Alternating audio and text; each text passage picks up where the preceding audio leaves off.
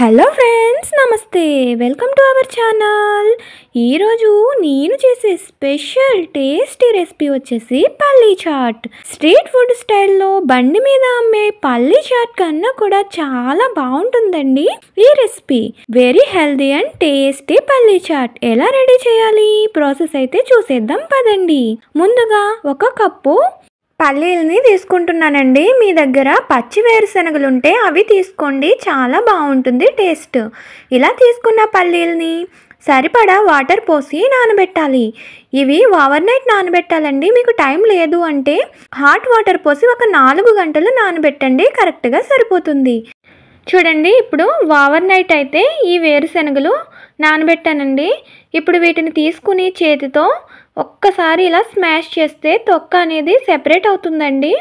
అలా సెపరేట్ అయిన తర్వాత వీటిని ఒక 4 or 5 టైమ్స్ నీట్గా శుభ్రం చేసుకుని ఒక కుక్కర్లోకి తీసుకుని ఉడికించాలి.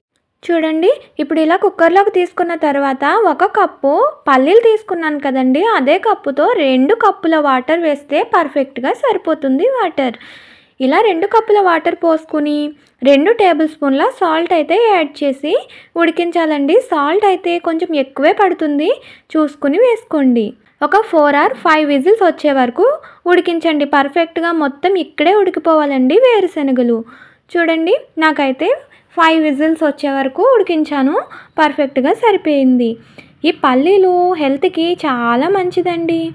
ఇలా పల్లీలు ఉడికించడంతోనే పని మొత్తం అయిపోయినట్టే. చాలా ఈజీగా సింపుల్గా ఇక పల్లీ చాట్ అయితే రెడీ చేసుకోవచ్చు. చూడండి ఎంత మెత్తగా అవనియో.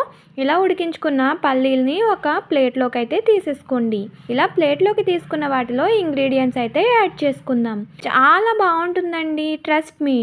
Very healthy and tasty recipe. బండి మీద పల్లీ చాట్ తినరండి మనం ఇలా ఇంట్లో చేసుకుంటే.